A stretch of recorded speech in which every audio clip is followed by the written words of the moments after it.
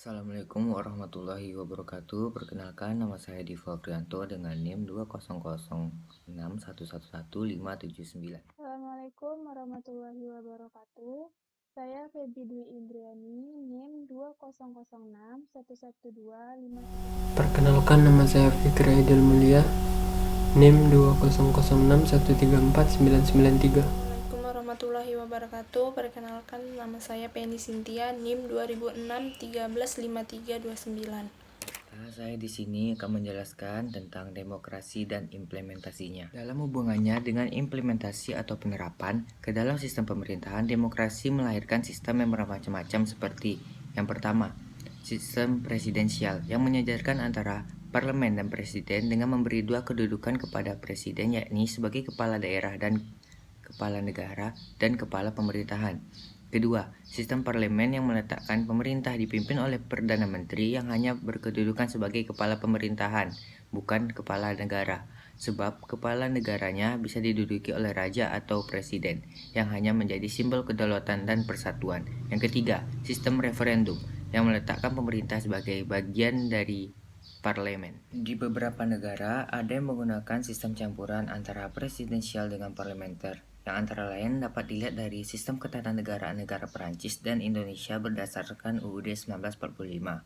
Sejalan dengan maknanya, demokrasi bentuk atau mekanisme sistem pemerintahan negara sebagai mewujudkan kedaulatan rakyat. Yang dimaksud di sini bukan arti dalam hanya kedaulatan memilih presiden atau anggota-anggota parlemen secara langsung.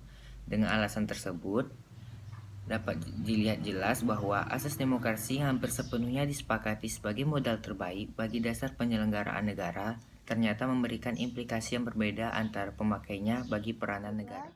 Saya akan menyampaikan materi mengenai arti dan perkembangan demokrasi.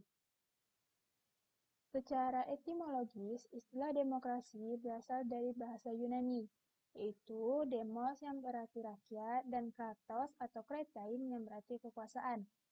Konsep dasar demokrasi berarti rakyat berkuasa, atau government of rule by the people. Ada pula definisi singkat untuk istilah demokrasi, yang diartikan sebagai pemerintahan atau kekuasaan dari rakyat, oleh rakyat, dan untuk rakyat. Demokrasi mempunyai arti penting bagi masyarakat yang menggunakannya, sebab dengan demokrasi, hak masyarakat menentukan sendiri jalannya organisasi negara dijamin. Jadi, negara demokrasi adalah negara yang diselenggarakan berdasarkan kehendak dan kemauan rakyat, atau jika ditinjau dari sudut organisasi, berarti suatu pengorganisasian negara yang dilakukan oleh rakyat sendiri atau atas persetujuan rakyat, karena kedaulatan berada di tangan rakyat. Memang, sejak munculnya kembali masa demokrasi, yaitu setelah tenggelamnya beberapa abad dari permukaan Eropa, telah menimbulkan masalah tentang siapakah sebenarnya yang lebih berperan dalam menentukan jalannya negara sebagai organisasi tertinggi. Konsep demokrasi semula lahir dari pemikiran mengenai hubungan negara dan hukum di Yunani kuno, dan dipraktikkan dalam hidup bernegara antara abad ke-4 sebelum Masehi sampai abad ke-6 Masehi. Dilihat dari pelaksanaannya, demokrasi yang dipraktekkan bersifat langsung, atau direct demokrasi. Artinya, hak rakyat untuk membuat keputusan-keputusan politik dijalankan secara langsung oleh seluruh warga negara yang bertindak berdasarkan prosedur mayoritas. Sifat langsung ini dapat dilaksanakan secara efektif karena negara kota atau city-style Yunani kuno berlangsung dalam kondisi sederhana. Perkembangan demokrasi di Indonesia dapat dibagi menjadi 4 periode, yaitu pertama, periode 1945 sampai periode 1959. Masa demokrasi parlementer yang menonjolkan peran parlemen dan partai-partai. Kedua, periode 1959 sampai 1965. Masa demokrasi terpimpin, yang dalam banyak aspek telah menyimpang dari demokrasi konstitusional dan lebih menampilkan beberapa aspek dari demokrasi rakyat. Ketiga, periode 1966 sampai 1998, masa demokrasi Pancasila Orde Baru, yang merupakan demokrasi konstitusional yang menonjolkan sistem presidensial. Keempat, periode 1999 sampai saat ini, yaitu masa demokrasi Pancasila era reformasi dengan berakar pada kekuatan multipartai yang berusaha mengembalikan pengimbangan kekuatan antara lembaga negara, yaitu eksekutif, legislatif, dan yudikatif. 3. Bentuk-bentuk demokrasi. Menurut Torres, demokrasi terbagi menjadi dua, yaitu formal demokrasi dan juga substantif demokrasi, yaitu menunjukkan pada bagaimana proses demokrasi itu dilakukan. Dalam suatu negara misalnya, demokrasi dapat diterapkan melalui sistem presidensial dan juga sistem parlementer.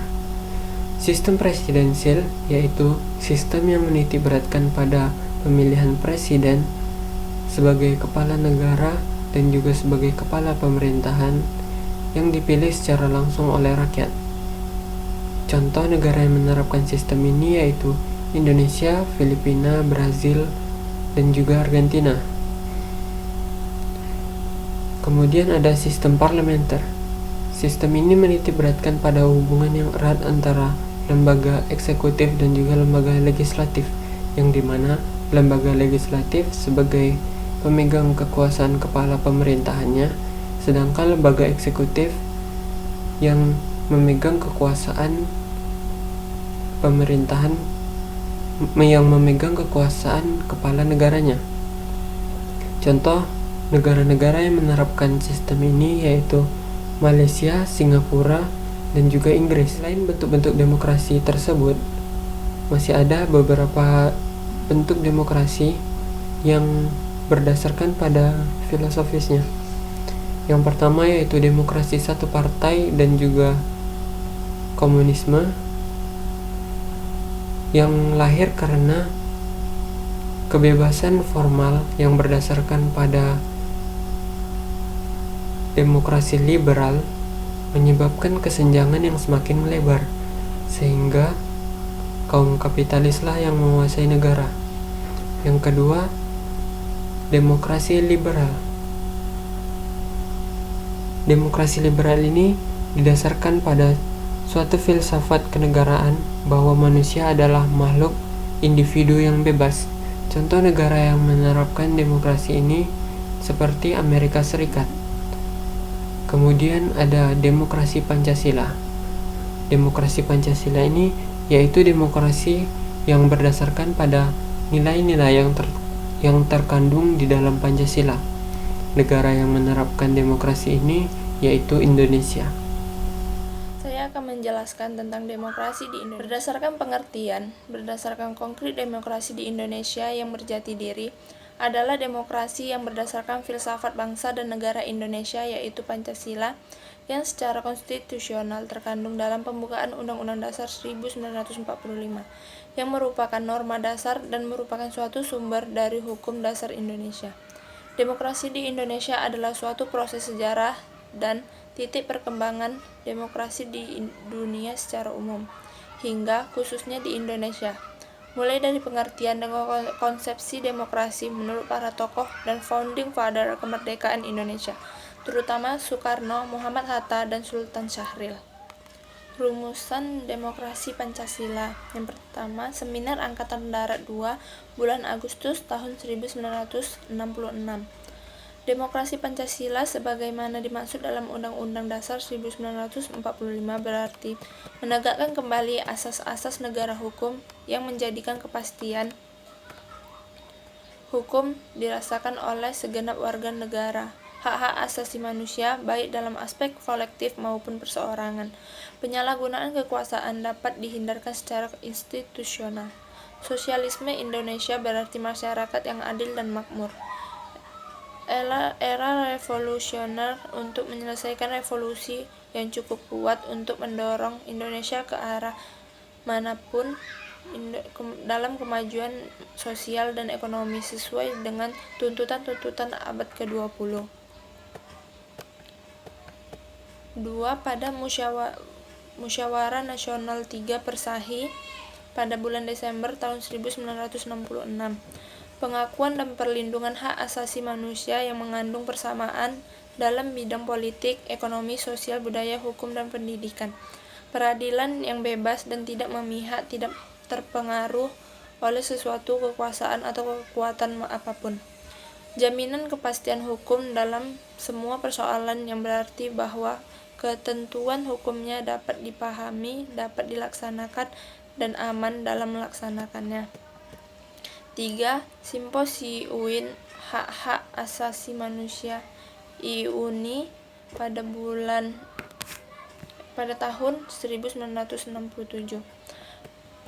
Apapun predikat yang akan diberikan kepada demokrasi kita, demokrasi itu haruslah demokrasi yang bertanggung jawab. Artinya bahwa demokrasi tersebut dijiwai oleh rasa tanggung jawab terhadap Tuhan dan sesama kita.